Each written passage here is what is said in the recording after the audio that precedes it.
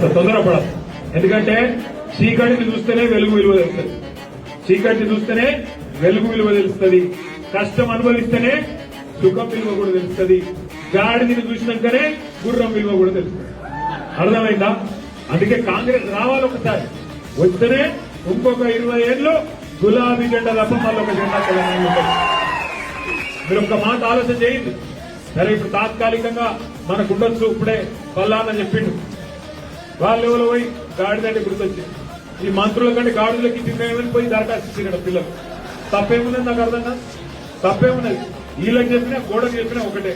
కాబట్టి ఆయన పోయి గాడిదకి ఇచ్చారు వినతి పత్రం. ఎందుకంటే వీళ్ళు దాంతో సమానమై గాడిదలు బాధపడతాయేమన్నా ఇంకా వీళ్ళకేమని వచ్చింది? దానికి చేస్తుంది. ఒకటి కాదు, 2 కాదు, 2 ఏళ్ల నుంచి ఒకటే క్యాసెట్. ఇగో కేసీఆర్ నరేంద్ర చెప్తారు, ఇగో కేటీఆర్ నరేంద్ర చెప్తారు, ఇగో ఈ కేసులు నూపుతారు, గా కేసులు నూపుతారు. 2 ఏళ్ల నుంచి చెప్తున్నాను రారా కొడతాను. ఏం చేసిండు, ఏం చేసిండు, ఏం చేయగలుగుతాడు? మనం చేసిన తప్పే.